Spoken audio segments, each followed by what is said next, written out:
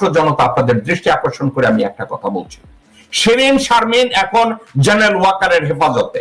সে তুরুপের তাস হিসাবে শিরিন শারমিনকে সেনানিবাসে অতিথি করে রেখেছে।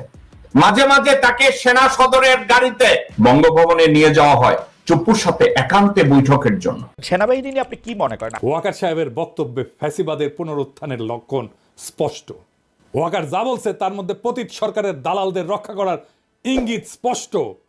তর্জনী উঠায় সবাইকে সতর্ক করছেন ওয়াকার সাহেব। ওই তর্জনী আমরা চিনি, ওইটা মুজিবের স্বৈরাচারী তর্জনী। দর্শক, আজকের এই ভিডিওটি দেখলে আপনারা রীতিমতো অবাক হয়ে যাবেন।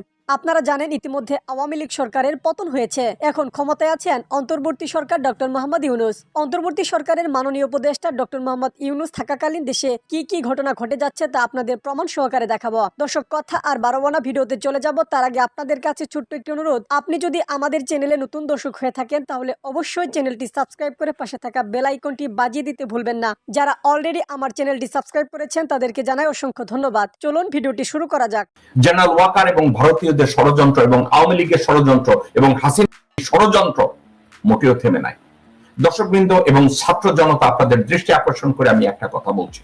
শিরিন শারমিন এখন জেনারেল ওয়াকারের হেফাজতে। সে তুরুপের তাস হিসাবে শিরিন শারমিনকে সেনানিবাসে অতিথি করে রেখেছে। মাঝে মাঝে তাকে সেনা সদরের গাড়িতে বঙ্গভবনে নিয়ে যাওয়া হয় চুপ্পুর সাথে একান্তে বৈঠকের জন্য। এবং চুপ্পুর সাথে শিরিন শারমিন যখন বৈঠক করতে যায়, ভারত থেকে হাসিনাকে কানেক্ট করা হয়।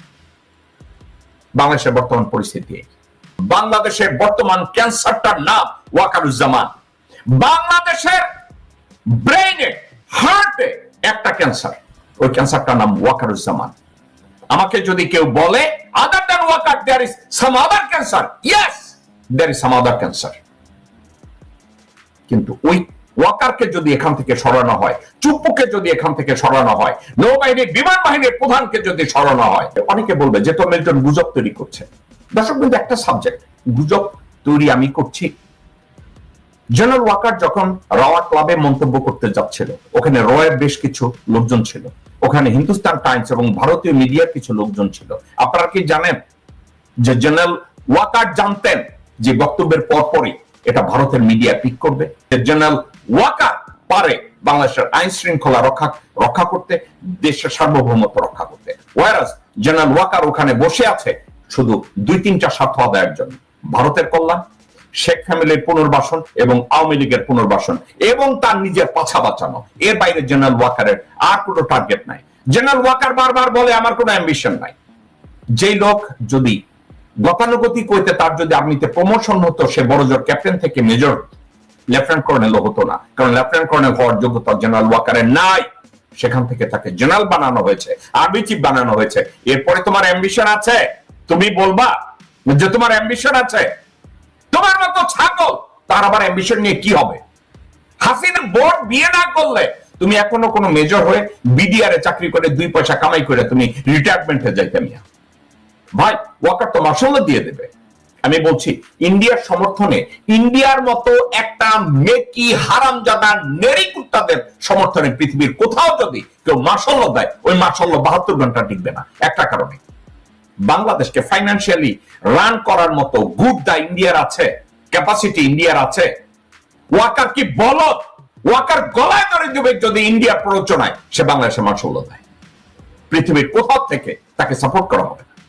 ওয়াকারের এই ভণ্ডামি, ওয়াকারের এই অপতৎপরতা কন্টিনিউয়াসলি আমি আপনাদেরকে বলে যাচ্ছি, কারণ একটা মাত্র কারণে, কারণ বাংলাদেশে ছাত্র জনতা যে আন্দোলন করে হাসিনাকে বাংলাদেশ থেকে তাড়িয়ে গণতন্ত্রকে পুনরুদ্ধার করতে চাচ্ছে এবং বাংলাদেশকে অন দা রাইট ট্র্যাকে দিতে চাচ্ছে, এটাকে একজন মানুষ শুধু ব্যাহত করতে পারে, সেটা হচ্ছে ওয়াকারুজ্জামান।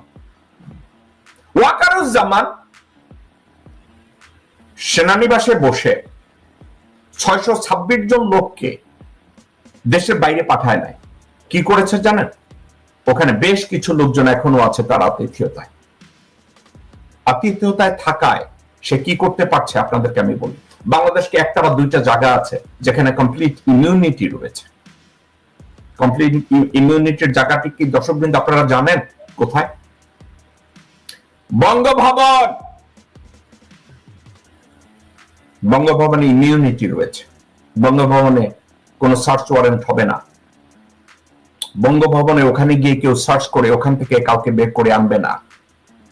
বঙ্গভবনে বেডরুমের অভাব নাই, লুকিয়ে থাকারও অভাব নাই, মাজারেরও অভাব নাই, স্টাফ কোয়ার্টারেরও অভাব নাই। এখন দর্শকবৃন্দ, আমার বিশেষ সোর্স কয়েকটা সাবজেক্ট আমাকে আপডেট করেছে, যে সোর্স গুলো ইচ্ছাকৃতভাবে যারা আমাকে অবহিত করেছে তারা আর্মির ইউনিফর্ম পরে এখনো চাকরি করে, তাদেরকে আমি বিপদে ফেলতে চাই না।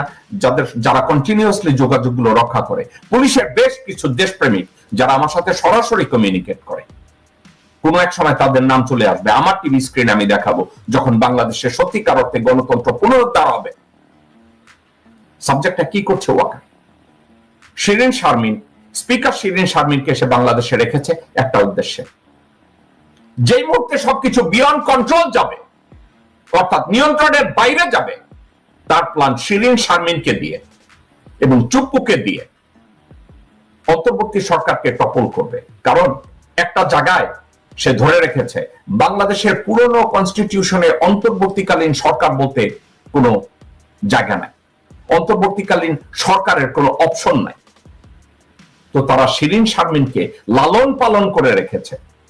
দর্শকবৃন্দ, আমি আজকের যে কথাটা বলছি, গত সপ্তাহে পরিস্থিতিটা এমন ছিল, শিরিন শারমিন ক্যান্টনমেন্টের ভিতরে একটা পার্কে ঘুরতে গিয়েছে,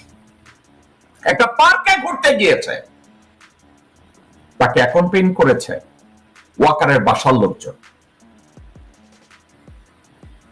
ডক্টর মোহাম্মদ ইউনূসের সামনে যায়, যে বলে যে আপনারা যা বলেন আপনার সাথে আমরা একমত, যা বলে আপনার সাথে আমরা একমত। ওখান থেকে বেরিয়ে যায়, সাংবাদিকদের সামনে কথা বলতে যায়, গিয়ে বলে না, ওনার সাথে আমাদের কোনো ক্ষেত্রে মতামত হয় না, ওনার সাথে আমরা এই কথা বলি না, মিথ্যা কথা। অর্থাৎ ডক্টর ইউনূস সাহেবের সাথে গিয়ে তারা বলে সব ঠিকঠাক আছে। এটা শুধু বিএনপি না, বাংলাদেশের প্রত্যেকটা রাজনৈতিক দল তারা ওখানে গিয়ে এক কথা বলে সামনাসামনি।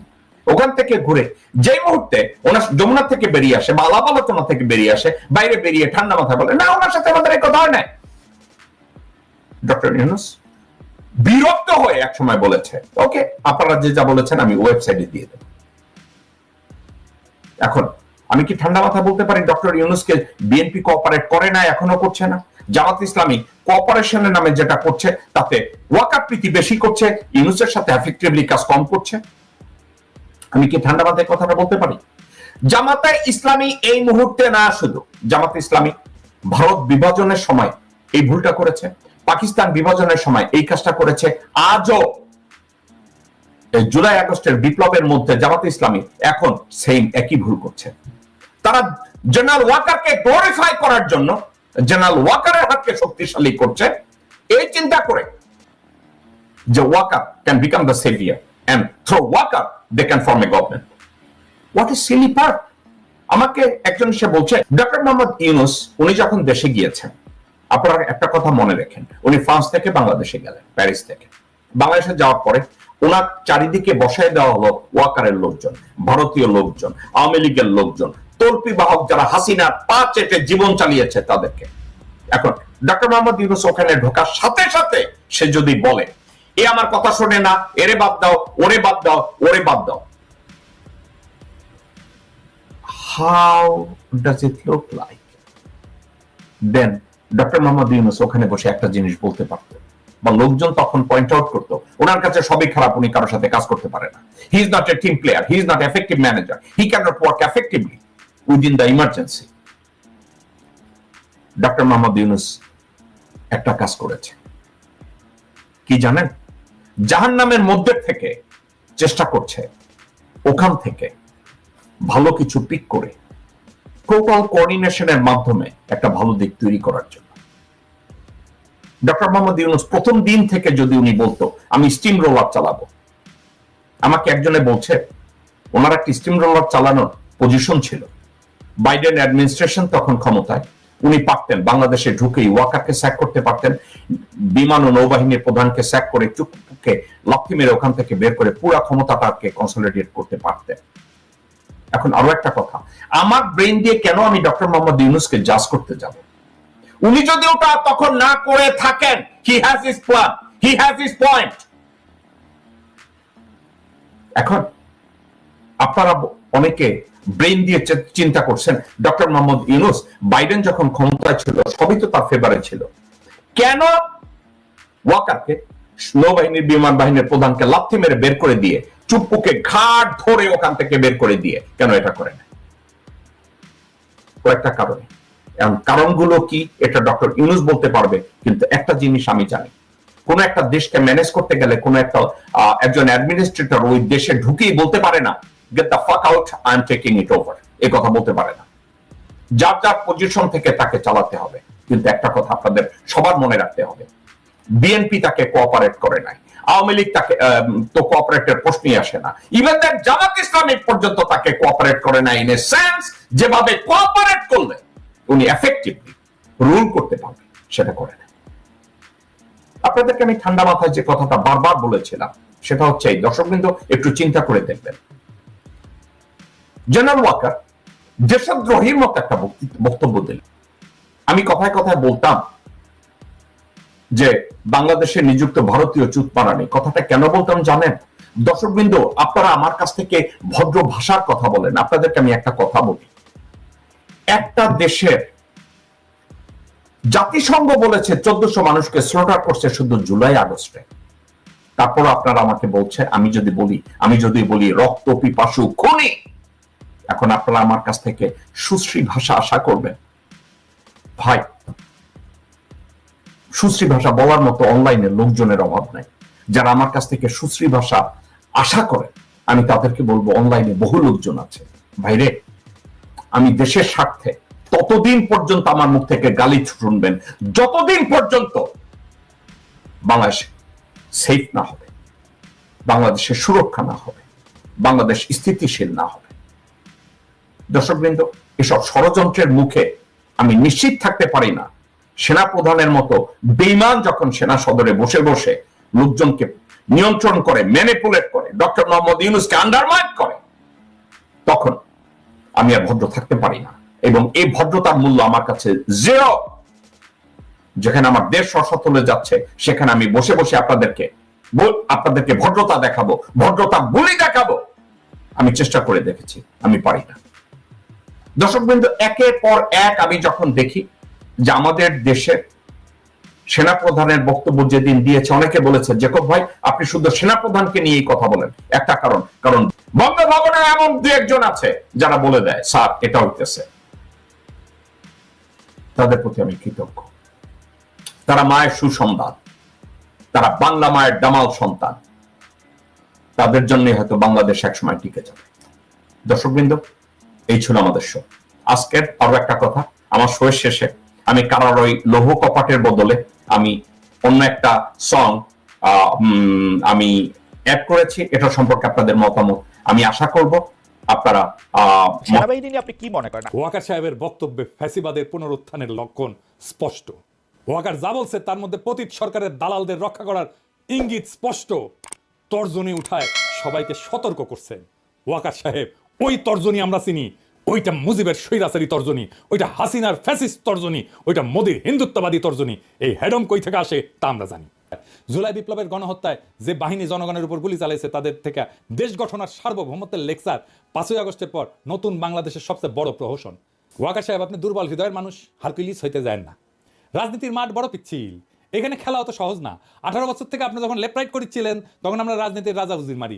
বাংলাদেশে ইন্ডিয়ান লেসপেন্সারি করার কোনো দল, কোনো ইনস্টিটিউট টিকতে পারবে না। Full stop, period. হাসিনা পারেনি, পুলিশ র্যাব বিজেপি পারেনি, সেনা শাসনের ডট দেখায় না। ইন্ডিয়ান পাওয়ার কলিকাতা হারবাল খেয়া বীর ছাত্র জনতাকে ডট দেখাইতে আসবেন না। খালেদ মোশাররফ কলে হইপার থেকে ডাক দিবে, উইও হারকুলিস হবার চাইছিল। ইন্ডিয়ান সালসা খেয়া আবার আওয়ামী শাসন, ভারতীয় আধিপত্যবাদ ফিরে আনতে চাইছিল। ওই ইতিহাসে রিপিট করতে চাইলে স্বাগতম। আপনি যে আওয়াজ দেন আমরা দেশে ফিরলে সামলাইতে পারবেন, হুদাই ফাল পাইবেন না। আমরাও শান্তি চাই দেশে, আমরা স্থিতিশীলতা চাই, কিন্তু কোনোভাবেই ইন্ডিয়ার তালুকদারি আর হাসিনার আওয়ামী লীগের প্রত্যাবর্তনের বিনিময়ে না। ইন্ডিয়ান স্বার্থ পুনর্বহাল আর আওয়ামী লীগের পুনর্বাসনের চেষ্টা করলে আমরাও এর শেষ দেখে ছাড়বো। পরে কইেন না সাবধান করি নাই। সাবধান, আপনার হুমকি আমরাও দিতে পারি, কেন আমরাই জনতার কণ্ঠস্বর, আমরাই দেশের মালিক। আমি ওয়াকার সাহেবকে কিছু প্রশ্ন করবো, সবকও দেবো। আপনার যদি হ্যাডম থাকে ওয়াকার সাহেব, তাইলে অনুরোধ করবো আমার সব প্রশ্নের উত্তর সংবাদ সম্মেলন করে দিবেন, নাইলে জাতি বুঝে নেবে জুলাই বিপ্লবের পর নতুন বাংলাদেশ বিনির্মাণে আপনার অবস্থান কি। চলেন আল্লাহর নামে শুরু করি। দেশ কিভাবে চলবে সে উপদেশ দেন আপনি কেডা? আপনি কোন তালে বর্ণিয়া? সেনাবাহিনীর কাজ কি দেশে পলিসি নির্ধারণ করা? দেশ পরিচালনার দায়িত্ব সরকারের আর সিভিল প্রশাসনের। আপনারা মাঠে আছেন ইন এইড টু সিভিল পাওয়ার, আপনারা হলেন দেশের পাহারাদার, পাহারাদারই থাকেন। আপনি বলেন সেনাবাহিনী ডিসিপ্লিন ফোর্স, তো আপনার নিজের ডিসিপ্লিন কই? আপনার নিজের ডিসিপ্লিন কোথায় বলা আছে সেনাপ্রধান দেশবাসীকে পরিচালনার উপদেশ দিতে পারে? এটা কি আপনার কাজ? 2 নাম্বার, আপনি যদি জনগণকে ভয় দেখান এই বলে যে ডিসিপ্লিন ফোর্সকে অন্য পথে পরিচালনা করবেন না, কি বুঝাইতে চাইলেন আপনি? ক্ষমতা দখল করবেন? দখল করে দেখেন, আপনার অবস্থা তো খালেদ মোশাররফের সাথে খারাপ হবে। সেই ভবিষ্যৎবাণী ছাত্র জনতার পক্ষ থেকে কয়ে দিলাম। আপনি হাসিনার ফুয়াতো বোনের জামাই হওয়ার পরেও এই জাতি আপনাকে সেনাপ্রধান রাখিছে, কারণ আমরা সেনাবাহিনীকে বিতর্কিত করতে চাই না। আপনিই সেনাবাহিনীকে বিতর্কিত করেছেন আপনার বক্তব্য দিয়া। সেনাবাহিনীকে বিভ্রান্ত করবেন না ওয়াকার সাহেব, নইলে জনতার রোশানলে পড়া ইতিহাসের প্রথম সেনাপ্রধান আপনি হবেন। এ বিষয়ে সাবধান করে দিলাম। ওয়াকার বলে কাদা ছোড়াছুরির কথা, মানে রাজনৈতিক বিতর্ক থাকবে না সমাজে। 15 বছরের ফ্যাসিবাদের ভূত 7 মাসে দূর করা যাবে? ওয়াকারকে নিজে তার দায়িত্ব পালন করেছে। আওয়ামী লীগারদের ক্যান্টনমেন্টে আশ্রয় দিছে কে? দুর্বৃত্ত জেনারেলদের নিরাপদে পালায় যেতে সাহায্য করছে কে? দেশের রাজনৈতিক পট পরিবর্তনের সময় ইন্ডিয়ান সেনা প্রধানের সাথে সার্বক্ষণিক যোগাযোগ রাখছে কে? এই ওয়াকার। আর্মি সবসময় চায় শত্রু তাকে লক্ষ্য করে গুলি ছুড়ুক, গুলি ছুড়লেই একমাত্র আপনি প্রতিপক্ষের অবস্থান বুঝতে পারবেন। ওয়াকার সাহেব নিজের অবস্থান জানাইছেন, নিজেরে দেশের বিপ্লবের ছাত্র জনতার আকাঙ্ক্ষার প্রতিপক্ষ বানাইছেন, আর অবশ্যই অবস্থান জানাইছেন। এটা তার একার অবস্থান না, এই অবস্থান ভারতের, এই অবস্থান আওয়ামী লীগের, এই অবস্থান বাংলাদেশের সুশীল এলিটদের, হয়তো কোনো কোনো রাজনৈতিক দলেরও আমি আর নাম বললাম না। তো সে কি বলিছে? 1 number, police, RAB, NSI, DGFI এই সমস্ত প্রতিষ্ঠানকে দুর্বল করে তোলা যাবে না। এই সমস্ত প্রতিষ্ঠানের সদস্যদের বিচারের প্রশ্নটা এদেরকে দুর্বল না কইরা সমাধান করা লাগবে। 2 নাম্বার, নির্বাচন ডিসেম্বরে হইতে হবে এবং ইনক্লুসিভ হইতে হবে। ইনক্লুসিভ মানে এটা আওয়ামী লীগ থাকতে হবে, আওয়ামী লীগকে পার্টিসিপেট করতে হবে।